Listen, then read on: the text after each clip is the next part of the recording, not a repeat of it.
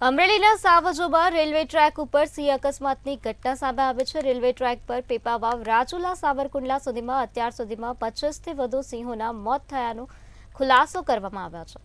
ત્યારે અમરેલી જિલ્લામાં પૂર્વ વાઇલ્ડ લાઇફ વોર્ડન વિપુલ લહેરીએ સિંહોની સુરક્ષા વધારવા માંગ કરી છે। આ મામલે સરકાર દ્વારા કડક પગલાં લેવામાં આવે તેવી પણ અપીલ કરવામાં આવી છે। સૌથી વધારે ગુડ્સ ટ્રેનની અંદર જ સિંહોના અકસ્માત થયા છે। આ વિસ્તારની અંદર જે ગુડ્સ ટ્રેન નીકળે છે પીપાવથી લઈને આખા દિવસથી 20 થી 25 ગુડ્સ ટ્રેનો નીકળે છે। તો ભારત સરકારને આની અંદર રોજની 2 થી 3 કરોડની આવક પણ છે। તો સાથોસાથ પર્યાવરણનું ધ્યાન રાખવું એ પણ ફરજ છે।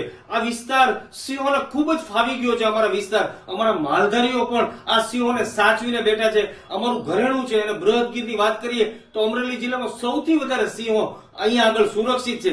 પણ દુઃખની વાત ત્યાં થાય છે કે જ્યારે બનાવ બને છે ત્યારે 2-3 દિવસ છાપામાં ટીવીમાં આવે છે, પછી આની ઉપર કોઈ સકારાત્મક કાર્ય નથી કરતા। તો મારે તો સરકારને એ જ વિનંતી છે કે આની ઉપર યોગ્ય પગલાં કરશું તો જ આ બધા આપણે સિંહોને બચાવી શકીશું।